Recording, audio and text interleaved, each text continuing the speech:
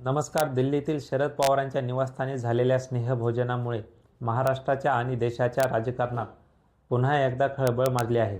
10 डिसेंबरला झालेल्या या कार्यक्रमात गांधी कुटुंबासह इंडिया आघाडीतील अनेक नेते उपस्थित होते, पण सर्वांचे लक्ष वेधून घेतले ते एका क्षणाने.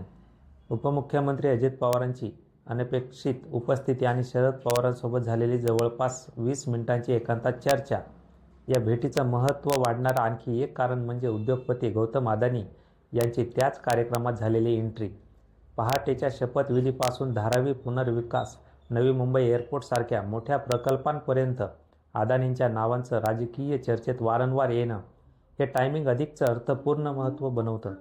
पवार यांची भेट होत राहते हे जरी खरं असलं तरी यावेळी झालेल्या एकांतात चर्चा ही वेगळेच प्रश्न उपस्थित करत आहे. राष्ट्रवादी पुन्हा एकत्र येणार का? शरद पवार राजकीय भूमिका बदलणार का? याच वेळी दिल्लीतील मोठ्या पातळीवरही राजकीय वारे बदलत असल्याच्या देखील चर्चा रंगत आहेत. नायडू, नितीश कुमार आणि एकनाथ शिंदे यांच्या संबंधांमध्ये चिंतन मनन सुरू असल्याचे देखील संकेत मिळत आहेत. यामुळे केंद्रातही नव्या समीकरणांची शक्यता निर्माण होत आहे. गेल्या वर्षभरात शरद पवारांची राजकीय सक्रियता घटलेली दिसली असली तरी वयाचा विचार केला तरी त्यांची पुढील भूमिका बदलू शकते, अशी ही राजकीय वर्तुळात चर्चा आहे.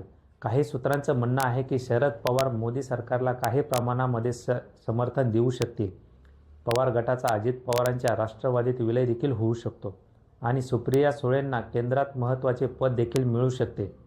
दुसऱ्या बाजूला भाजप आणि एनडीए सारख्या पवारांचा महत्त्वाचा आधार असू शकतो. 340 खासदार असूनही काही मुद्द्यांवर सरकार मित्रपक्षांवर अवलंबून आहे. एकनाथ शिंदे गटाचे 7 खासदार आणि शरद पवारांचे 8 खासदार मिळून केंद्रातील समीकरणांमध्ये मोठा फरक घडवू शकतात.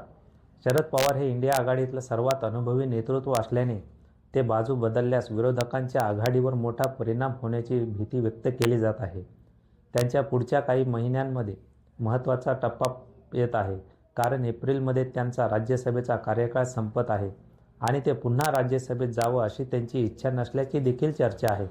वाढदिवसानिमित्त ते राजकारणातून निवृत्तीची घोषणा देखील करू शकतात. त्यानंतर शरद पवारांचा गट विलय आणि अजित पवारांच्या राष्ट्रवादीत होऊ शकतो. सुप्रिया सुळे केंद्रात दाखल होऊ शकतात आणि महाराष्ट्रातही मोठ्या पुनर्रचना दिसू शकतात. या साऱ्यामुळे दिल्लीतील स्नेहभोजन, एकांत चर्चा आणि अदानींची उपस्थिती हे तिन्ही घटक एकत्र येऊन मोठ्या राजकीय वादळाची चाहूल देत आहेत. येणारे काही दिवस महाराष्ट्राच्या राजकारणाचा पुढचा अध्याय ठरवतील, यात शंका घ्यायची गरज नाही. तुम्हाला व्हिडिओ कसा वाटला कमेंट करून नक्की सांगा. चॅनलला सबस्क्राईब करायला विसरू नका.